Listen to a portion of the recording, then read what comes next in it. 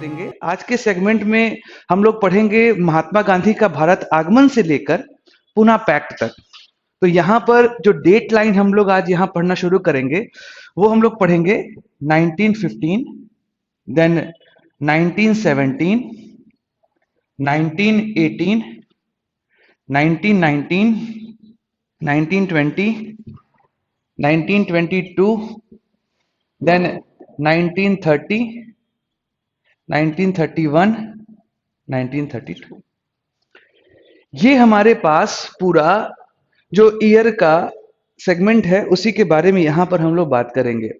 तो सबसे पहले जो चीज हम लोग को जाननी है कि महात्मा गांधी का भारत आगमन कब हुआ था। तो जैसा आप लोग को ये पता है कि महात्मा गांधी वकील अर्थात बैरिस्ट्री की पढ़ाई करने के लिए इंग्लैंड गए थे। वहां के बाद वो इंडिया आए और तत्पश्चात वो साउथ अफ्रीका गए और वहां पर वो रंग भेद के शिकार हुए।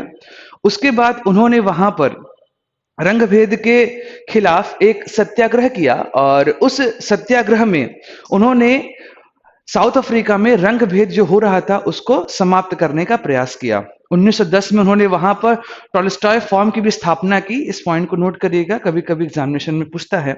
तो कुछ जो सन और उससे संबंधित जो चीजें हैं उसको जब मैं आपको बताऊंगा तो आप उसको नोट करते जरूर चलिएगा, क्योंकि एग्जामिनेशन में आपसे ऐसे क्वेश्चन जरूर पूछे जाते हैं जो वहां पर आप देखेंगे कि नॉर्मली आप जो क्वेश्चन पूछा कि महात्मा गांधी ने किस सन में साउथ अफ्रीका में टॉलस्टॉय फॉर्म की स्थापना की, तो वहां पर ईयर लिखा रहेगा, उस ईयर के अकॉर्डिंग आप वहां पर 1910 टिक कर देंगे।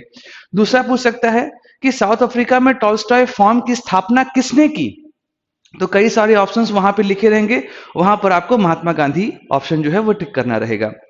तो 9 जनवरी 1915 को महात्मा गांधी भारत आए और ये भी बहुत ही इंपॉर्टेंट पॉइंट है। कई बार सन भी पूछता है, डेट भी पूछता है और एक चीज और पूछता है कि भारत में प्रवासी भारतीय दिवस किसके भारत आगमन पर मनाया जाता है, तो यहां पर आंसर होगा महात्मा गांधी। तो 9 जनवरी 1915 को महात्मा गांधी भारत आते हैं। उस दौरान वर्ल्ड वॉर फर्स्ट भी चल रहा था जो 1914 से 1918 तक चला था। तो उस दौरान जब वो भारत आते हैं और यहाँ पर जो परिस्थितियां वो देखते हैं उसके बाद वो सभी के पास जाने का प्रयास करते हैं कि हमको ये समझना है कि भारत की उस समय तत्कालिक स्थिति क्या है और अंग्रेज जो भारत में लगातार भारतीयों को दबाते जा रहे हैं उनके खिलाफ वो किस तरीके से एक आंदोलन को आगे बढ़ा सकते हैं। उसी दौरान 1917 में बिहार के चंपारण में तीन कठिया खेती, तीन कठिया बेसिकली जानिए क्या होता है। एक लैंड है, उस लैंड के 3 सेगमेंट कर दिए गए और 20 सेगमेंट कर दिए गए इस तरीके से, और उसके 3 सेगमेंट में उनको जो किसान है वहां पर उनको नील की खेती करना आवश्यक है। नील की खेती की सबसे बड़ी समस्या जो होती थी वो ये हुआ करती थी कि जिस लैंड पर, जिस जमीन पर नील की खेती की जाती थी वो जमीन खेती करने के बाद पूरी तरीके से बंजर हो जाया करती थी।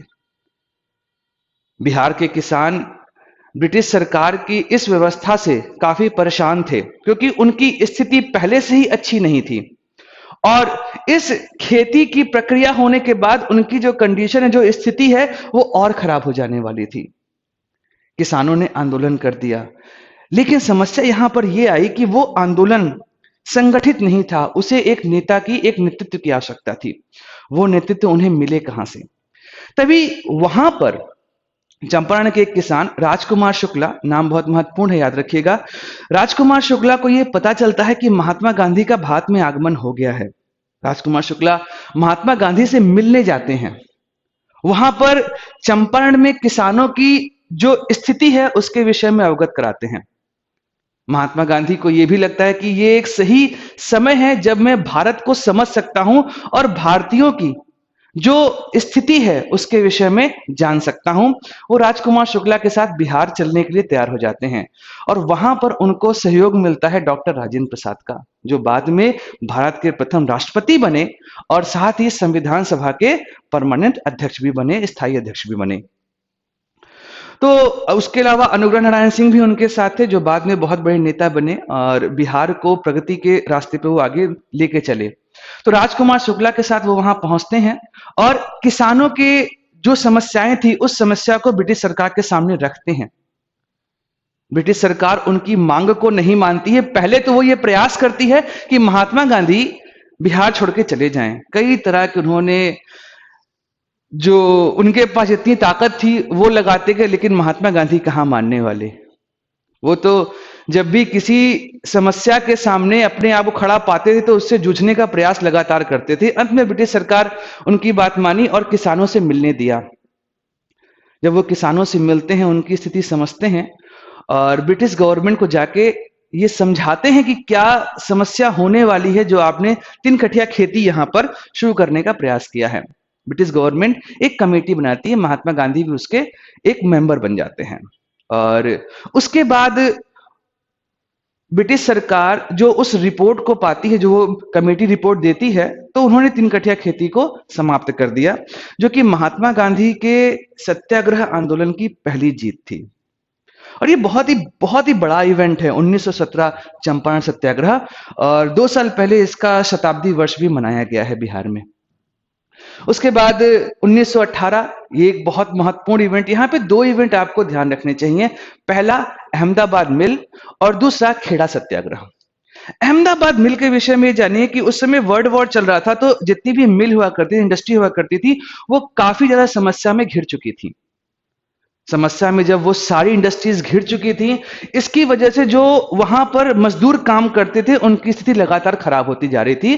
तो वहां पर जो संघ था वो डिमांड कर रहा था बोनस की। जो बोनस पहले दिया जा रहा था, बाद में उसको बंद किया गया। तो उन्होंने कहा कि हमें 50% बोनस दिया जाना चाहिए, लेकिन मालिक जो लोग जो हैं वो उनको बोनस देने के लिए तैयार ही नहीं थे। महात्मा गांधी वहां पहुंचते हैं और भूख हड़ताल करते हैं, और जो उस मिल के मालिक थे उनको ये समझाने में सफल होते हैं कि बोनस देना आवश्यक है क्योंकि स्थिति बहुत खराब है। तो मजदूर की मांग 50% थी, लेकिन मालिकों को 35% की मांग पर तैयार कर लिया गया। इस तरीके से जो अहमदाबाद मिल क्राइसिस थी वो भी समाप्त होती है। दूसरा, खेड़ा सत्याग्रह। ये भी बहुत ही इंपॉर्टेंट इवेंट है, क्योंकि खेड़ा सत्याग्रह के बारे में यह जानना सबसे आवश्यक है कि उस समय गुजरात की स्थिति अच्छी नहीं थी। अकाल पड़ा हुआ था, लोग परेशान थे। उसके बाद भी ब्रिटिश सरकार उनसे टैक्स वसूलना चाह रही थी। महात्मा गांधी ने लोगों को समझाया और ब्रिटिश सरकार के सामने यह बताया कि जो आप लगान ले रहे हैं उससे उनकी समस्याएं और बढ़ती जाएंगी। ब्रिटिश सरकार पहले तो नहीं मानी, पर बाद में जब असहयोग आंदोलन छेड़ा गया तब जाकर ब्रिटिश गवर्नमेंट उस चीज को समझती है और 1 साल का कर माफ करती है खेड़ा में। इस तरीके से महात्मा गांधी ने जो 3 इवेंट किए, पहला 1917 में चंपारण सत्याग्रह, 1918 में अहमदाबाद मिल भूख हड़ताल और तीसरा खेड़ा सत्याग्रह, ये 3 इवेंट बहुत ही महत्वपूर्ण है। अब महात्मा गांधी का एक नया फेज शुरू होता है, क्योंकि भारत के लोग उनको एक नेता के रूप में स्वीकारना शुरू कर दिए थे। इस तरीके से अगर हम समझें तो महात्मा गांधी की जो लीडरशिप थी, जो भारतीय राष्ट्रीय आंदोलन में उनको अपनी बातों को लोगों को समझाने के लिए जो वो प्रयास कर रहे थे, उसके लिए आप ये समझिए कि हम 3 फेज में इसको बांट सकते हैं। अगर हम पहला फेज देखें और दूसरा और तीसरा, तो इन फेज को आप देखिए तो 1920 से 1922, 1930 से 1932, 1942 से 1945,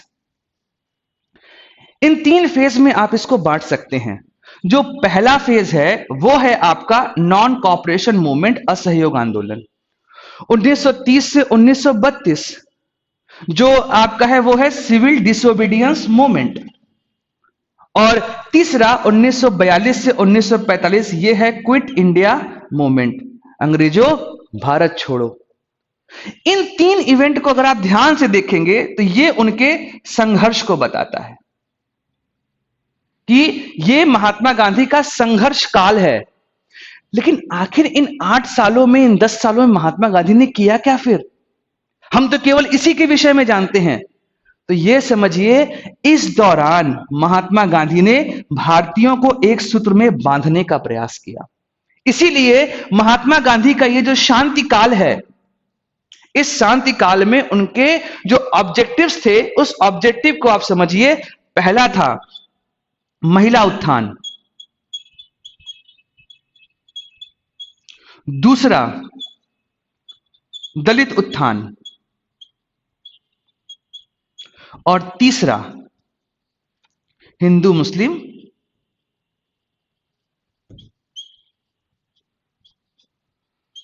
एकता। ये तीन चीजें महात्मा गांधी के लिए महत्वपूर्ण थी। उसके अतिरिक्त खादी का उपयोग लगातार बढ़ाना, ये कुछ प्रमुख चीजें महात्मा गांधी ने भारत में शुरू करी। तो आपको ये सारी बातें समझना चाहिए कि महात्मा गांधी इन 8 और इन 10 सालों में शांत नहीं बैठे। इन 8 साल और 10 साल में महात्मा गांधी लगातार लोगों से मिलते रहे और ये समझाते रहे कि अगर हम एक साथ आगे नहीं बढ़ेंगे तो भारत की आजादी संभव नहीं है।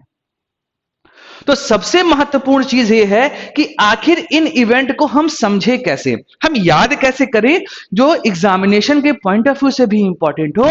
और भारतीय आजादी वो इतने आसानी से नहीं थी, उसके लिए संघर्ष करना पड़ा है।